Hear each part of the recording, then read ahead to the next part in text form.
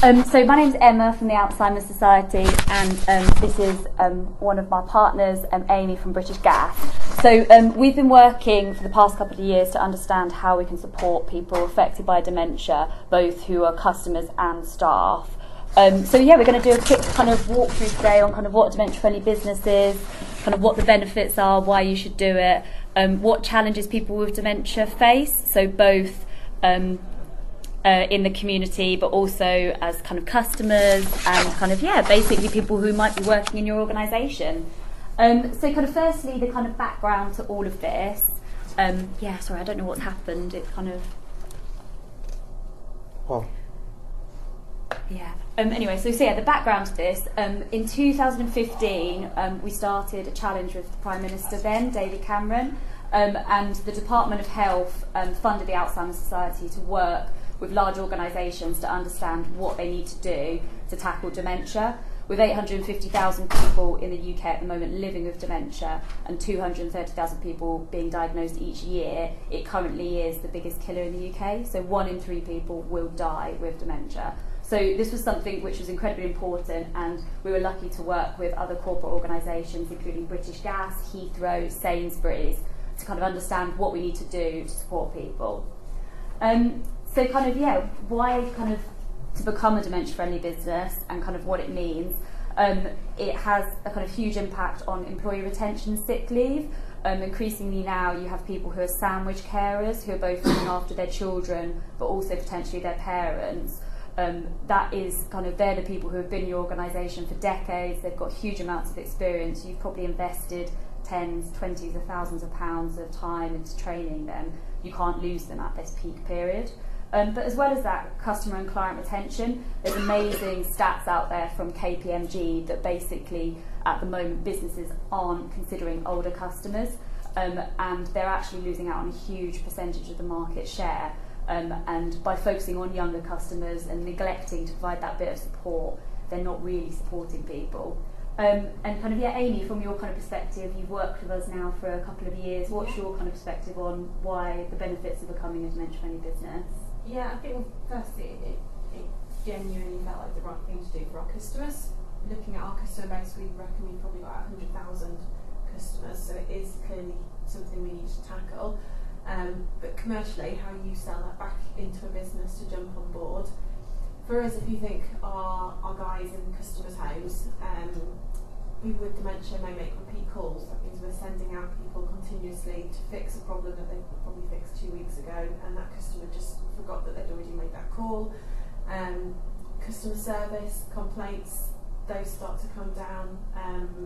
Complaint numbers start to come down when you're providing that better service, and that's by providing your people with a better understanding of what those challenges might be. I've just spotted a dementia friend badge there. So it's good to see people already on board with the programme. Yeah, and then I think the kind of big sort of stats here, 1 in 9 people in your workforce will have a caring responsibility for somebody who is disabled, ill or older. Dementia at the moment costs the UK economy £26 billion per year, and they are old stats, so we're looking to kind of refresh that next year, and we're anticipating it'll be a lot higher. But this is something which isn't just the right thing to do, it makes business sense, and we do need to look to kind of future-proof our society. So the next slide, which you can view online, which they are great, was kind of asking you all to kind of think about, yeah, putting yourself in the shoes of somebody with dementia, and in kind of different places. So if they may be calling a contact centre, if they may be paying for something in a shop, or kind of travelling out and about. And I don't know where everybody's from today, or if you're from kind of, yeah, local authorities or businesses, but people with dementia will interact with you and your organisations, and they've faced quite often some quite difficult challenges in doing that. So yeah, just have maybe a little bit of a think about how people might interact with your organisation. And yeah, and then now I can kind of talk a little bit about what challenges people with dementia face. So people living with dementia, it's not just one condition, it's actually a bracket term for over 100 different types of conditions. The more common ones which people most heard of is Alzheimer's disease, vascular dementia, but there's also quite rare forms of dementia like Lewy Bode's, and posterior quarterly atrophy, which is what the kind of author the famous author Terry Pratchett had. So it's not just one condition. It can affect people in lots of different ways. It can affect people's mobility, so it can actually affect the way the brain can send kind of signals and how people can actually kind of navigate spaces. It can affect the way that people can see things and their visual perception, so they might see something in a different way that we can. They might see hallucinations. And it can also kind of cause problems with their memory, so that's the most well-known kind of symptom that people associate with dementia. But the biggest thing with dementia is is a huge amount of stigma, and if you think about where we were 30 years ago, 40 years ago, dementia was seen as an inevitable part of ageing. It's something which just happens to everybody. It's not actually true. I think we've moved on quite a way that people now know that this isn't a natural part of ageing, that it's not something, the kind of words associated are more positive instead of words which are kind of sufferer and kind of demented. It's looking at more positive words, and I think the kind of stereotypes that it doesn't just affect older people. We do have a considerable amount of people in the UK under the age of 65 and from the age of about 30, 35 who are living with dementia. So it's not just a condition which affects older people. And then also the other challenges are faced by carers. So we'll talk about this in a second, but carers of people with dementia often face considerable prejudice in the community, concern and worry about their loved one maybe displaying behaviours we might think is unusual, but also things like anxiety, kind of having to help them maybe kind of change in toilets and kind of get out and about really. So we've got a really lovely case study which is about kind of call centres, which I'll read out a little bit, but I'll leave you all to kind of look at it afterwards. But it just kind of shows what challenges people with dementia face in just different parts of interacting with society. So this person, as with us all, I dread dealing with companies on the phone. It's so stressful. Where do I start? I plan it all out, the PIN and the password ready. Eventually I get through to a robot with 6 different options. I listen to them all. I forget the one I need. I make a mistake. And then I'm at the back at the beginning. I'm waiting in the queue again for a human. Music blaring down. I forgot why I phoned in the first place. They ask me more security questions, which I get wrong. They then talk too quickly, they give too much information, they don't listen, they push for the company line, they don't listen to what they need. And I think we've worked with British Gas that call centres and interactions are incredibly difficult for people with dementia. And kind of Amie, your kind of perspective, we've worked definitely. with you. We rolled out the Dementia Friends programme, and one of our core audiences that we wanted to roll out to were our contact centres. So we've got numerous contact centres, whether it's for our energy customers, customers that have services with us, and that story there feels very familiar to most of us probably when we're trying to get through to the right department. When you've got dementia, you can times that by about 20, so it was really important for us to actually reach out to our frontline agents, get them to understand the challenges that a customer might be going through, and rather thinking this customer's just getting really angry, actually that customer might be getting really upset and frustrated because they can't remember why they've rung or they don't know their address. But actually just pointing out, just look at the top right of your page, that letter you've got, and just read those bits out to us, just changing how you talk to someone. And with dementia can totally change their experience and really the rest of their day. And so now Amie's going to talk about what British Gas have done, and they truly, actually yesterday they won one of our awards, our Dementia Friendly Awards, out of about 500 nominations for Large Organisation of the Year, so they truly are kind of leading the way. But yeah, Amie. Good timing for today, didn't we? So we were approached by the Prime Minister's group sort of on dementia about 2 years ago to see if we would be part of the pilot to figure out what it means to be a dementia-friendly business, what are going to be the challenges. We've got about 30,000 employees. Some of those are based in the field, so they don't have an office. It's harder to reach them. We've got our guys on the phones, we've got back office, we have sort of globally more people. So I think we were probably quite a good case study to use from that perspective. We have a few employees in different locations. But as I mentioned earlier, we estimate that we've got about 100,000 customers living on their own with dementia, and about another 100,000 who are living with someone else who is probably their carer, but that the carer themselves might have health conditions. So to start with, we did a bit of an audit, which Alzheimer Society helped us with, and that was everything from what do you do for your carers, what do you do for your own people, what if someone in your organisation develops dementia, are they able to stay working?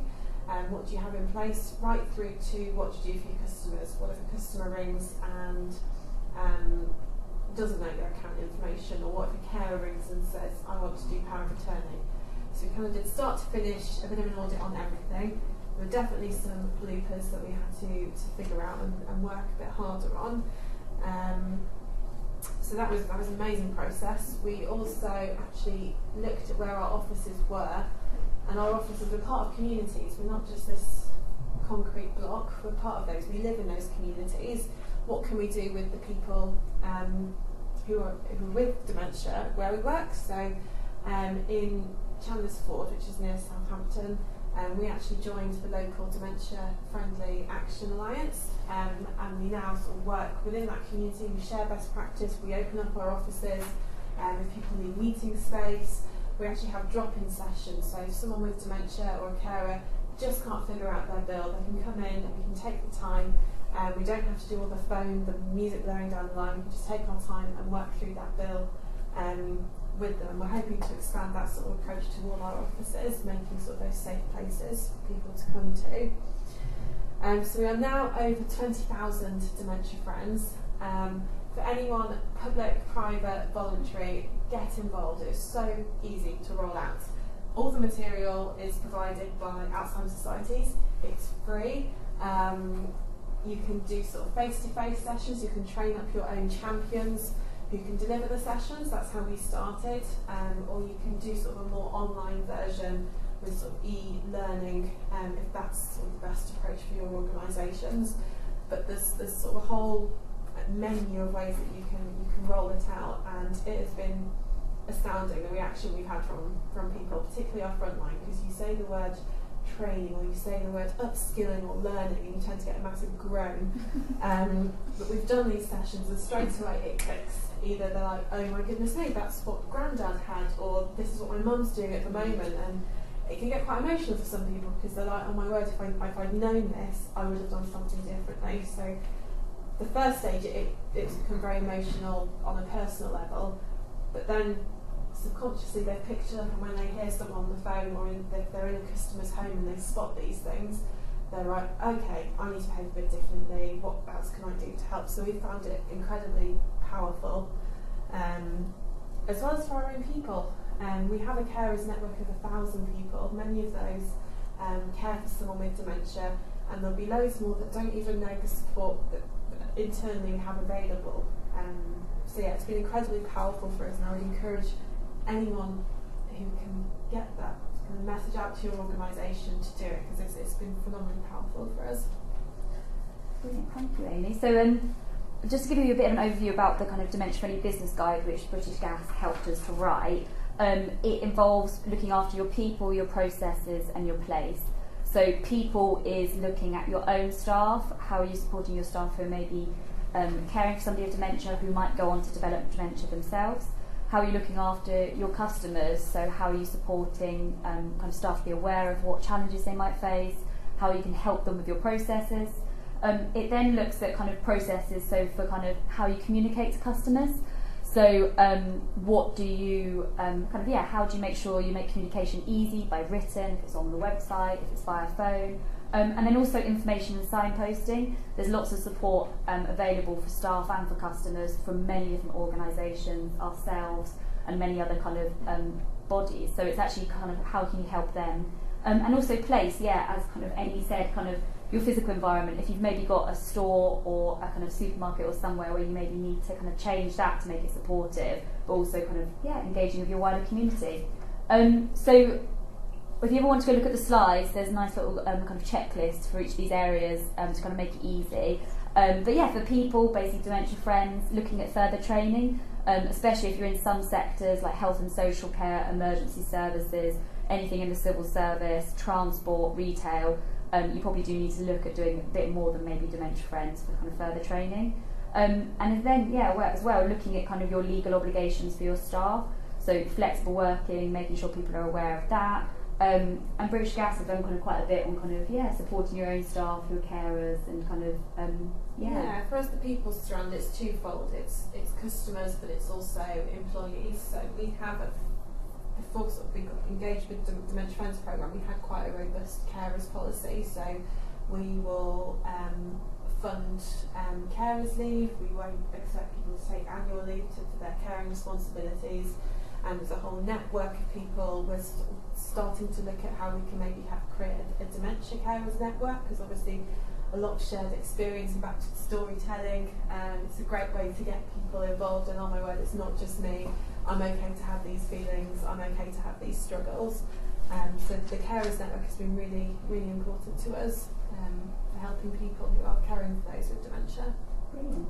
And I think the kind of big bit which people forget is dementia is called out under the Equality Act. It's specifically called out as a condition. So that means that all organisations in the UK have a right, or not a right, they have a legal obligation to support both their customers and their staff who are affected by dementia. And especially if you're in civil service, you have a second kind of legislation, the Public Sector Duty Act, which also means that you have an obligation there. And I think that what we've found is quite a lot of organisations, even in the kind of public sector, are quite unaware of actually their responsibilities, and they don't think of dementia as a disability. No worries. So the second kind of section of the guide is called process. So Amie kind of touched upon it. People with dementia and their carers often have huge issues with organisations' processes and procedures, and this could be anything from a product, phoning up, to kind of navigating a website, but also back of house processes. So power of attorney is a kind of huge issue for carers, and organisations generally have very, very low awareness of power of attorney, and they have low awareness of both sides of power of attorney. There's a financial side and there's also a health and social care side. If you look at the slide plat, there's quite a kind of apt story about somebody who has to basically, you know, when you've been on a phone or you've spoken to somebody and you've repeated the same information again and again and they haven't given you the answer you want. People are doing this day in, day out with so many different companies when they go into their local bank, where they go and kind of try and maybe take out an insurance policy or kind of claim. So I think the big things here are reviewing your products and services. Are they supportive? Are they appropriate for people with dementia and older people? Reviewing your support mechanisms, reviewing your procedures, and then also reviewing your comms. So are your comms accessible? Can people understand them? Are they in kind of plain English? I think British Gas have done kind of so much on this side, looking at your kind of your audit of your kind of processes. So back to that audit which I mentioned earlier, one of the areas that was highlighted to us was that our power of attorney process was not as good as it could be. I was putting it quite lightly. So we sort of said to Alzheimer's, okay, what's best practice? They actually put us in touch with the Government Department Office of the Public Guardian. They came in, reviewed what we were doing, told us what best practice would be. It wasn't expensive, they were free, and to make those changes internally, that didn't cost money, and actually the money we will save inevitably through complaints, because a lot of complaints were coming through about power of attorney process. So we've made it a lot easier. We've had customer feedback that say, oh my word, this is so much easier than XYZ company that I've had to dealt with. We don't ask for originals. Quite often that's a real barrier, and people really fear sending those originals to a PO box never to be seen again. So we've changed our process. We don't need originals, a copy will do. And the other bit that we sort of worked on process-wise is our letters, our communications. We've best people to ask how the experiences are people with dementia. So we did some workshops with people with dementia, showed them some of our letters, showed them some of our leaflets, and got their feedback, and some of that's sort of now being fed back into future comms and future processes. The checklist certainly gave us quite a lot of food for thought. And then the final kind of area is place. So people don't often realise that dementia can actually have a kind of huge impact on your ability to navigate environments. Things like dark, kind of a mat by the door can look like a hole, swirly patterns on the carpet can look like they move. But it's also just kind of good design. So looking at kind of your physical environment, be it a hospital, a shop, an office, how can you make it easier for everybody? And quite often, if you're making it accessible for people with dementia, it also means it's accessible for people with sight loss, with hearing loss, with other conditions. So it's worth looking at that and conducting an audit, and there's a free tool in the guide. And then the other part, which is kind of a huge bit, if you want to do anything to kind of help not just people with dementia but everybody, toilets, seating, signage. Those three things are quite often terrible in most public places, in kind of most kind of environments. Seating is often quite infrequent at the moment. It can be quite abstract, it can be weird shapes, it will probably not have a back to it or arms to help people get out of it. Signage, generally signage again is so varied across different places across the country, it'd be difficult for people to go around. And toilets, accessible toilets that people can use and they can actually go and change their loved one, but also really simple things like if you've got sensor taps, having an actual label so people, you don't do the thing where you're just kind of waving and trying to figure out what it is. And a sign on the back of the door just to help you find your way out of the toilet can be a huge thing to help people. And Sainsbury's have just launched that all of their supermarkets are doing this. So businesses who are kind of forward thinking, it's actually just good for everybody. Yeah, definitely. I think that Sainsbury's example was highlighted actually in the Dementia Friendly Awards yesterday, and the lady who sort of really pushed Sainsbury's to do that basically got a standing ovation, because I struggled when I didn't have a toilet and there's a caretaker's cupboard. Was that door empty? Was it that one? If you've got dementia, that times that by 10, and it's really simple things that can make someone's life much easier. And obviously British Gas, we don't have shops, but we're in customers' homes, we're in customers' personal places, so if we leave a spanner out and they weren't expecting that because that wasn't there this morning, that can be really confusing. But also using your places, your workplaces, as mentioned earlier, we opened up some of our offices, be part of the communities. If you have volunteering programmes, make that in your community. Don't just send off someone to go painting, but there's real sort of opportunities in your local communities to help people. Definitely, and I'd sort of say you've got a huge network if you do want to engage with your community. There's 2.3 million dementia friends in the UK. There's over 300 dementia-friendly communities which have a population reach of 28 million people. So that's a third of the country. Their local community is working together. So you've got a really easy kind of audience to engage. So kind of the final thing, kind of just maybe just sort of think about what your organisation does, how it interacts with people, how you support your own staff, what it could do more of. The slide pack, you're more than welcome to go and look on the website. We've got a free dementia-friendly business guide. So if you want a copy, just email me. And thank you so much for listening. And apologies about